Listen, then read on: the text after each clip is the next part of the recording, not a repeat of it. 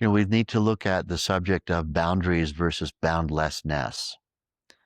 And, boundlessness sounds so lovely when you've been living life inside of sharp boundaries.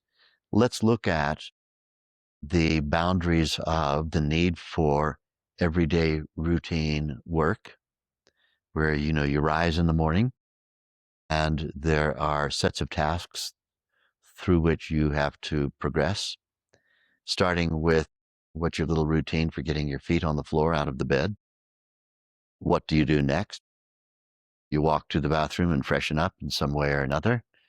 And there's routines that you have to participate in before you can walk out the door of your home, if indeed you ever walk out the door of your home, before you begin interacting with the world that expects something of you.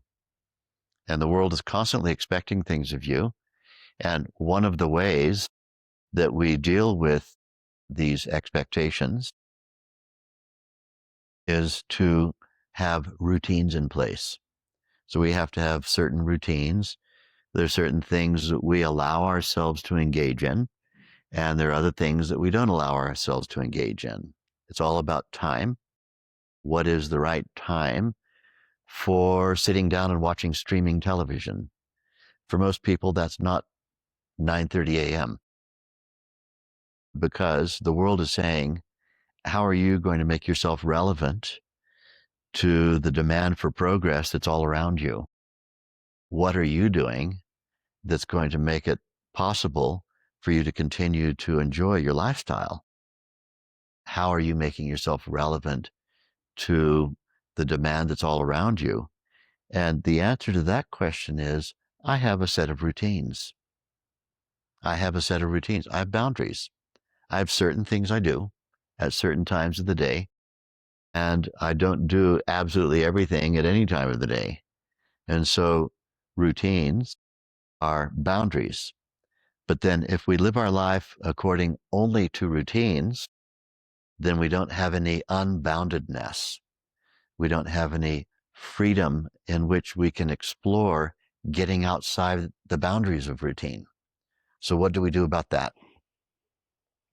We have, first of all, to look at the classic approaches to getting a little bit of unboundedness going. I'll go on a holiday, says somebody.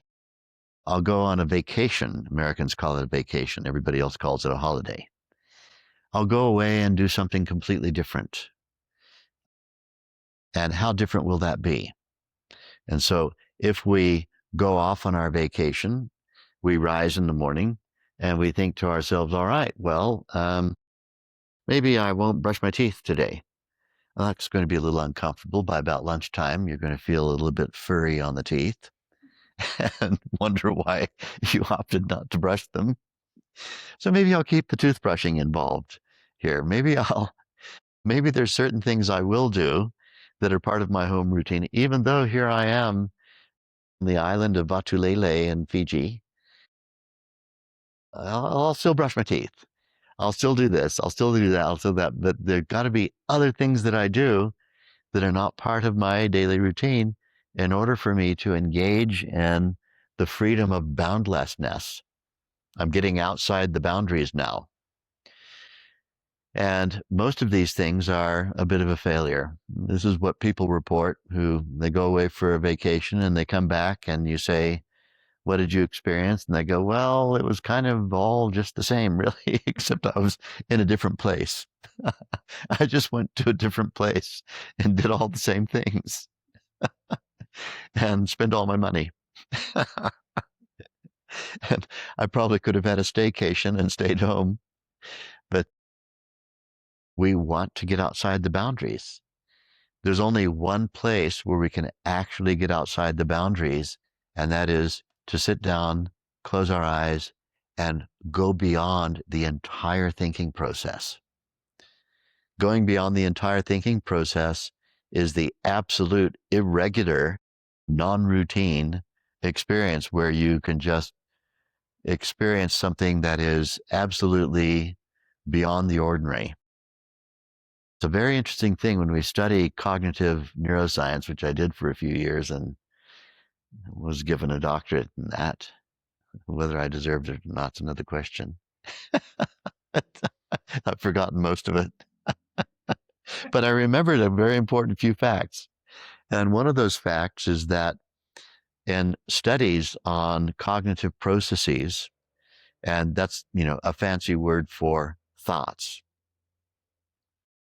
You have a thought, you have a memory, you have a desire, you have a recognition, you have a sensation and a cognitive process. That means you think about that sensation. That we produce an enormous number of these cognitive processes, let's just call them thoughts, in a given day. And the number is astonishingly high.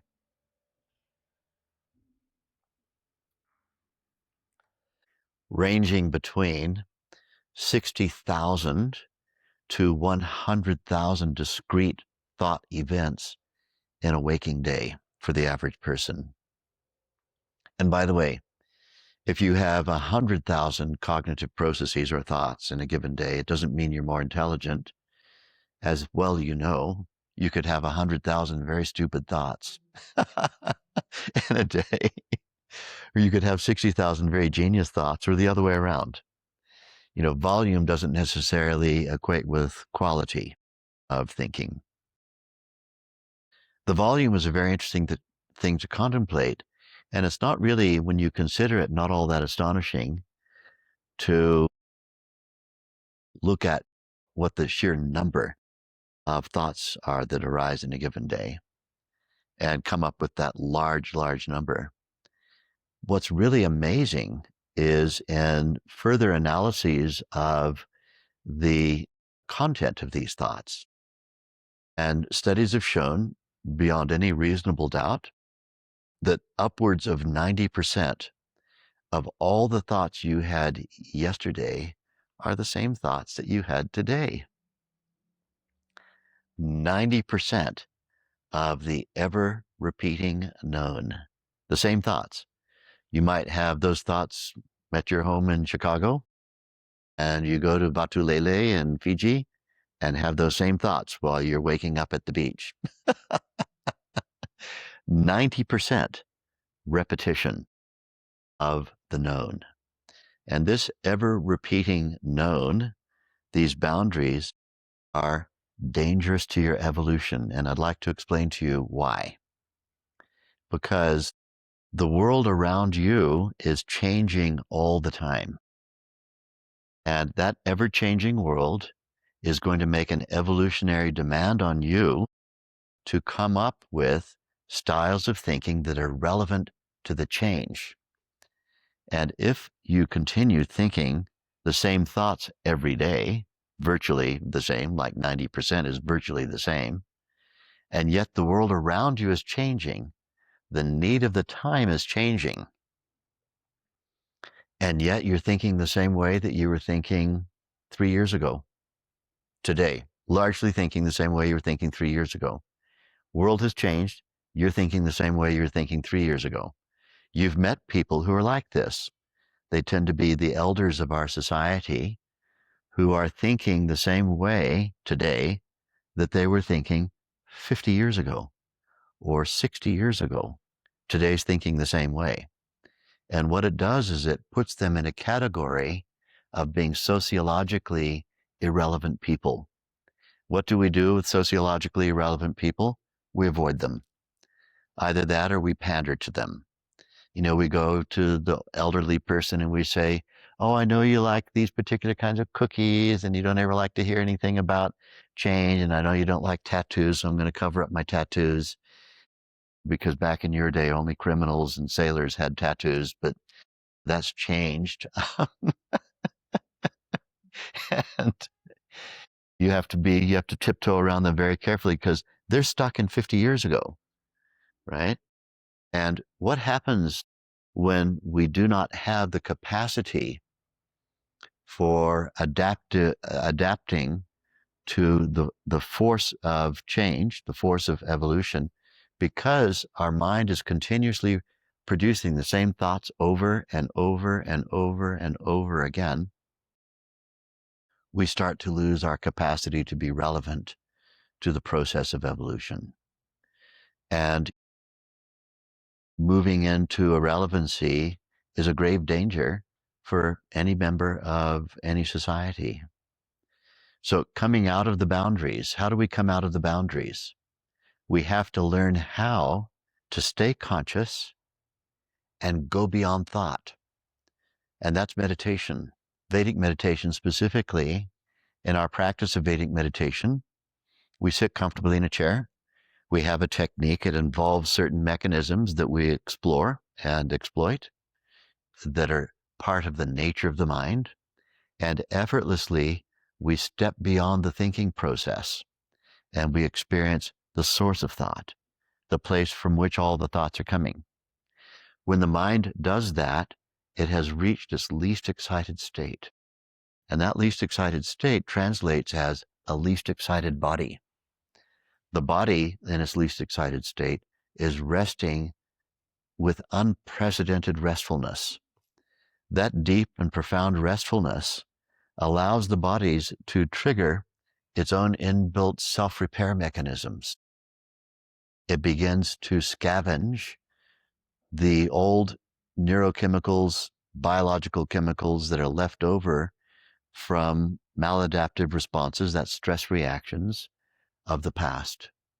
Instead of a body that is constantly generating irrelevant boundaries of behavior, irrelevant capabilities and old styles of thinking and repetitive thinking, the body itself begins to clean itself up and to become a body which is fresh and capable of renewed responses, renewed reactivity, renewed responsiveness, adaptive capability. And so the experience of unboundedness has the effect basically of laundering the nervous system of all the stress chemicals that reinforce repetitive thinking. Repetitive thinking styles is one of the plagues that comes from accumulated stress. Having no mercy from, no ability to move away from daily stress accumulation. Without the practice of Vedic meditation, it is inevitable that anyone will wake up every day with more stress than they had in their body the previous day.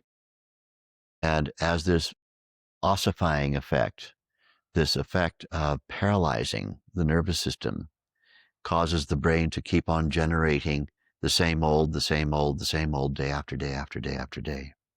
This is boundaries.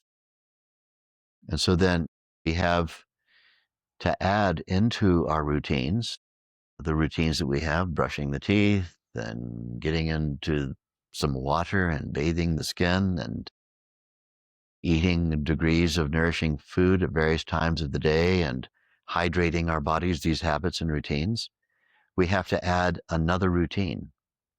And that routine is the routine of stepping beyond boundaries, stepping into the unboundedness. And the unboundedness gives us the capacity for a refreshing and renewing response, capability to make ourselves relevant to the need of the time.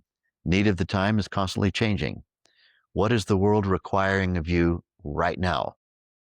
And if you have the capacity of adaptive behavior, if you have an ever-evolving nervous system, you are going to meet the need of the time in such a way that is relevant. You're going to have the capacity to generate adaptive behavior. If you don't meet the need of the time, you're going to descend into an ever-increasing irrelevancy. Ossified behavior means behavior where you've become petrified into certain kinds of reactions and responses and so on, which are out of date, obsolete behaviors. So to avoid obsolescence, we have to introduce unboundedness into our life.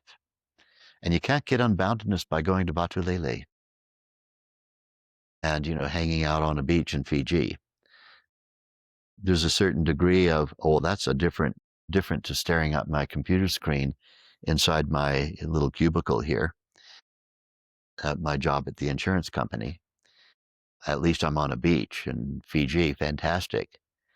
But you're going to be bound by the same 90% of the thoughts you had yesterday you're going to have today, except you're having them on the beach in Fiji. The same reactions, the same thoughts, the same fears, the same concerns, the same unfulfilled desires, the same whatever. It's just you've transported it all to a different environment. So to really break the boundaries, we have to have a technique that takes us beyond thought. And interestingly, practicing Vedic meditation is ridiculously simple. You find the local teacher, very easy to do by going to my website, who is authorized to teach you Vedic meditation. You learn the technique, and then you just introduce it into your daily routines. You turn the unboundedness into a routine. You take unboundedness into the boundaries and experience it on a regular basis. As you continue to experience it again and again, you're peeling away the layer after layer after layer of the ever-repeating known. And you are truly becoming a totally refreshed individual who has a set of refreshed responses at the ready anytime the environment demands that of you. So unboundedness is a very, very important thing to introduce into our daily routines. And in Vedic meditation, it's interesting that we actually make a routine out of unboundedness. We make a routine out of it.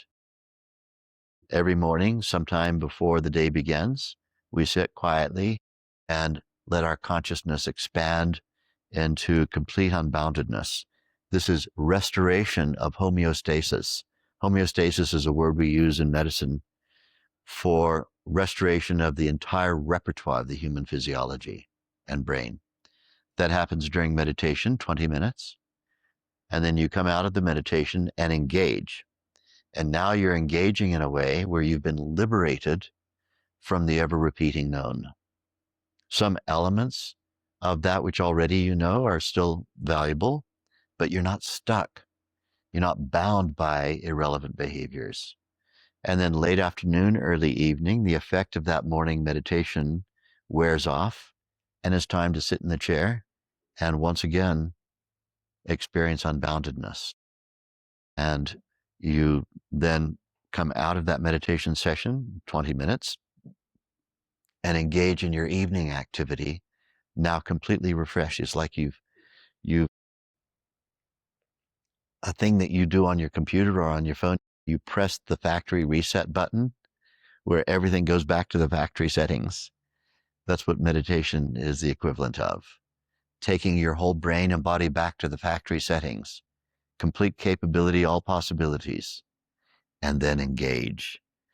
And so unboundedness and boundaries. Living a life inside of unboundedness alone is not the goal of Vedic meditation. People have this idea that, oh, in meditation, you're going to go off into a cave and do your fingers like this and sit around singing Om all day and everything, and that's going to be your life of unboundedness. That's not what Vedic meditation or the Vedic worldview advocates. You have doses, a dose of unboundedness in the morning for 20 minutes, and a second dose of it in the afternoon or early evening for 20 minutes. And then you spend the rest of your time engaging, taking that unboundedness into the boundaries and refreshing your interaction with boundaries through regular activity, making yourself relevant to the need of the time. So that's my talk on boundaries and boundlessness. Very important thing to understand. The topic of boundaries I hear all the time, especially as, like a mother, and as we're expanding our consciousness with twice daily meditations, we often see changes within relationships on expectations of how we show up. So, what would your spin be on how we're going to show up differently for a boss, or boundaries in that regard, as far as like when your kid is very demanding of you, or different relationships like that? Yeah.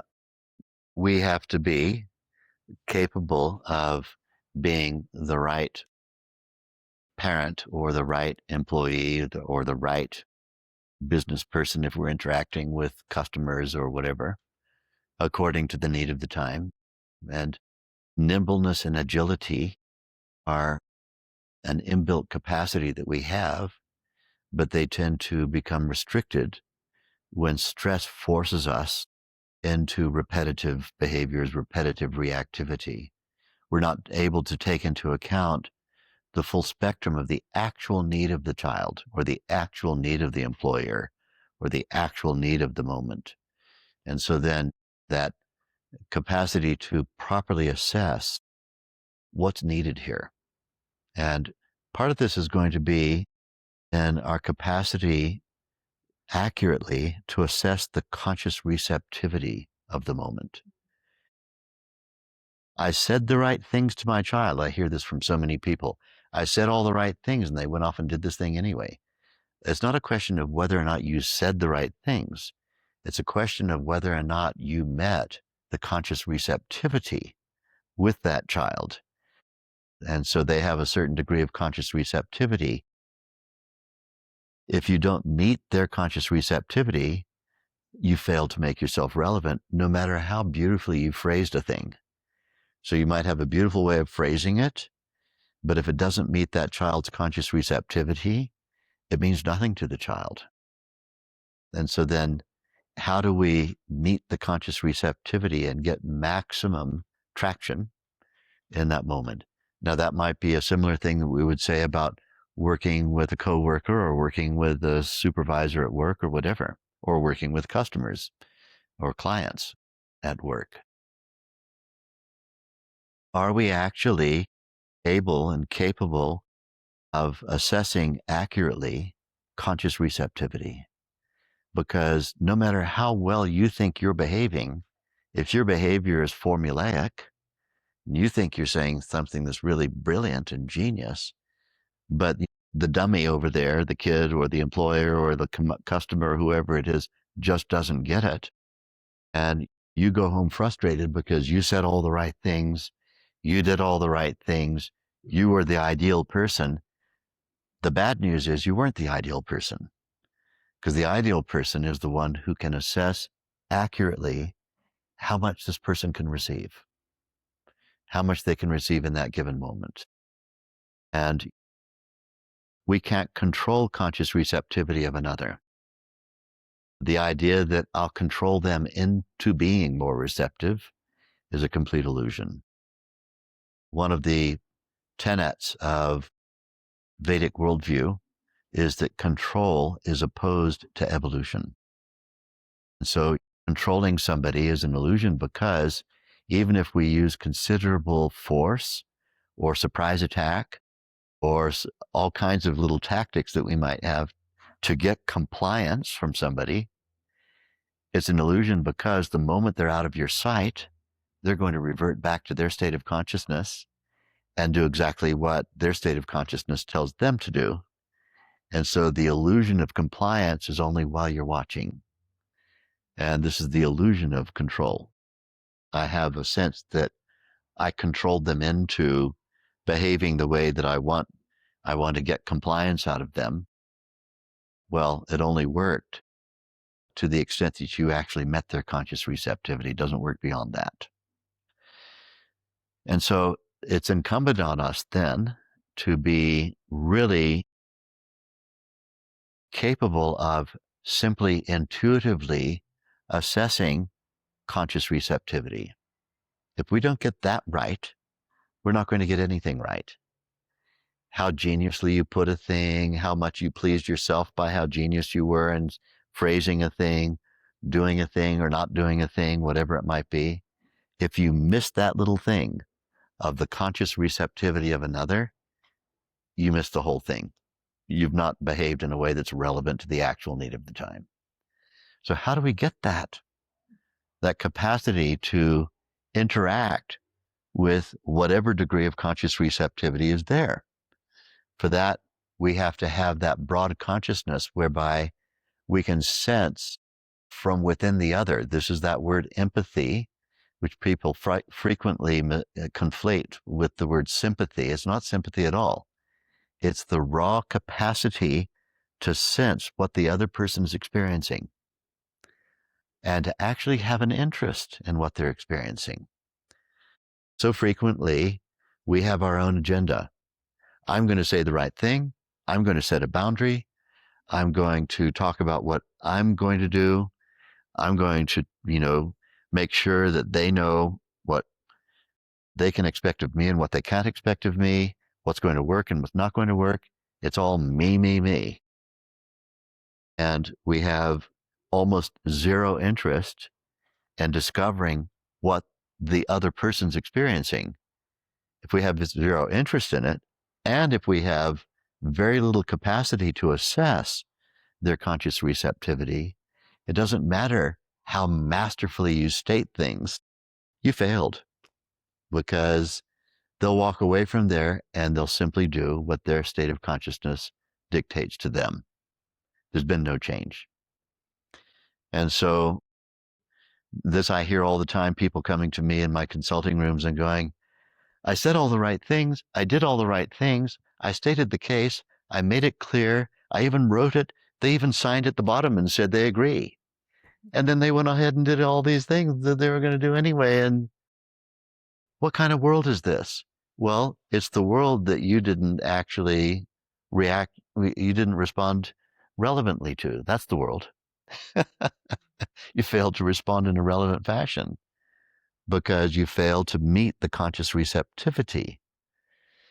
So having that ability for unity consciousness to be able to sense what's the conscious receptivity here and let me engage that.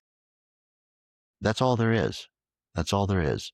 And it may be that you had an entire speech prepared that was going to take you 5 minutes to deliver, but actually it was 3 words that you spoke that they were going to pick up, and no more than that. We have to be happy to work with the increments that we're working with. The idea that we can overpower somebody and get compliance is a very out-of-date idea and has been proven wrong. Any follow-up from where you got compliance by fear-based administration, or you got compliance by being super assertive, in a follow-up of that, that compliance only lasts while the person who's afraid of you is in the room. The moment they leave the room or you leave the room, there's no compliance anymore. So the idea that, you felt like I checked that box. So being able to detect conscious receptivity is the gift, and we all have it, but we have to learn how to explore it and make it work. And for that, we have to experience that deep inner consciousness that we have, which according to the Vedic worldview is also the underlying field of their consciousness. You can feel from within you. I call this the inner net. Use the internet. INNER, inner net. Get it? This is the consciousness field that is in you is also in them. And from that, you can experience what they're experiencing, and you can get done what's possible to get done through empathy, through being able to experience what they're experiencing. Maybe they're hoping for boundaries and discipline. Maybe they're only hoping for you to listen, and more than that, they're not going to do. Maybe their capability is XYZ. Maybe their capability is from A all the way to Z. But we're not going to know unless we can explore from within the subject with whom we're interacting.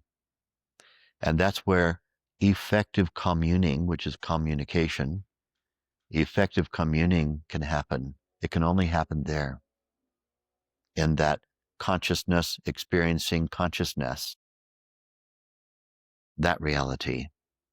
And so having a big plan about what you're going to say, having a big plan about what boundaries you're going to set, having a big plan about how you're really going to get their attention this time. So frequently we find failure in that, and that's because of a failure to skillfully interact. We might be talking, but we may not be interacting. So we need to learn how to interact. This is a gift that comes from just regular practice of Vedic meditation, the capacity to get that right. Beautiful. Thank you. One tiny nuance, Yes. because I don't, even the word boundary doesn't sit Mm. well, I think, in the Vedic meditation context. So we're talking, say, soma bandit, narcissist, something, some guilt exchange relationship that you have where it's clear that you've outgrown it. And we're hearing the word, oh, set boundary. How would you explain what a boundary is in a scenario like that? I would explain it as you understanding what they're capable of and them having at least a degree of understanding of what they can expect from you. So it's the sharing of accurate expectations. So getting expectations accurate. Now, there's a fundamental tenet here, which is that all suffering emerges from inaccurate expectations. Anytime you suffer, if you trace the suffering back to its source, there's an inaccurate expectation somewhere. Somewhere, somebody was expecting something that wasn't actually accurate. And so then getting those things accurate and then developing an understanding whereby both parties or all parties, there might not just be two, there might be many, have a sense of accurate expectation. Then when we have accurate expectation, we minimize suffering. This is just a bit of a follow-up from Jill's question. What about when there's a clear call to action to, as you beautifully put it, set expectations for all parties involved? There is an accurate evaluation of conscious receptivity from the other person, but there is something that is still making that expectation set difficult. There's a clear call to action, but there's some resistance to fulfill that call to action. That's when we have to start studying Dhanurveda. Dhanurveda, Dhanur Veda, is one of the four aspects of the Veda that deals with warfare.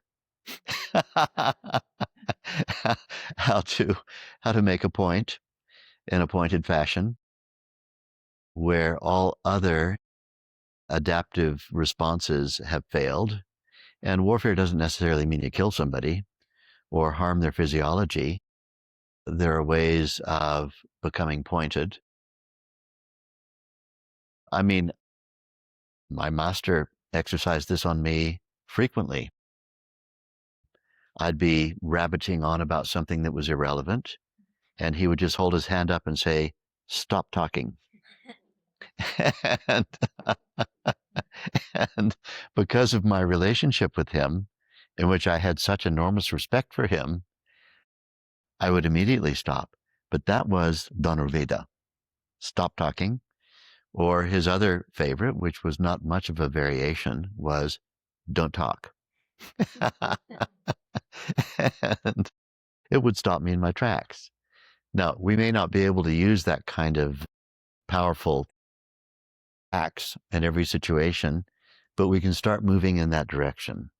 And one of the ways we can move in the direction is to buy time. We can say something like, I've heard you and you've heard me, and I don't think we need to arrive at any conclusion right now. Let's both of us sleep on it. Raise the subject again at another time, tomorrow, or how's Wednesday at 3:00? What you've done is you've effectively brought an end to non-productive communing. You're communing, but it's being non-productive for the moment, and you've bought time. One of the mistakes most of us make is, I have to clarify everything right now in this situation, where we are here. And in fact, you don't. You can always buy time. And I've frequently found somebody who really obviously got what it was I was saying and adjusting their expectations, but they gave me pushback and wanted things to go a particular way and wanting to know right now what my decision was. And I found myself saying, I'm not going to give you my reaction right now. I want to give you my considered response. I'll have my considered response by about this time tomorrow. Let's talk again. And then you end it, like that. Saying to somebody that you're not going to give a reaction right now, but you'd like to give them your considered response. And then a gentler way of putting it is, let's both sleep on it. What a fantastic thing to say. Let's sleep on it. It's very kind, very giving. But if you have a more masterful relationship with the person, you can just say, don't talk.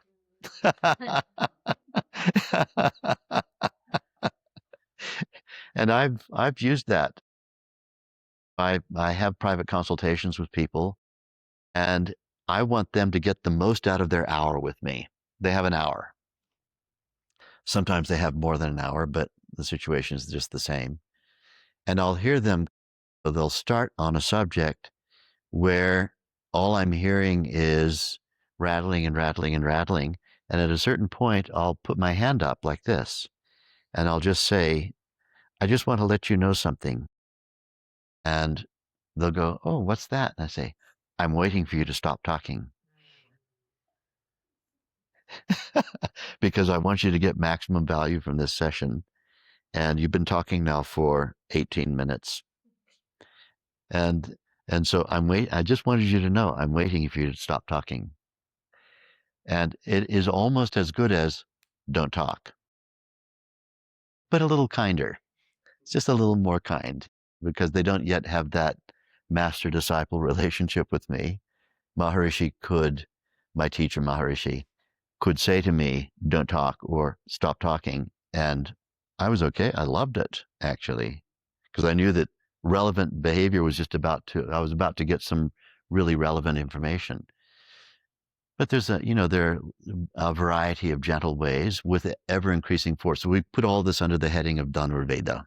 Dhanurveda is all about supreme political science and what to do in case it doesn't work. Yeah, it's an entire subject.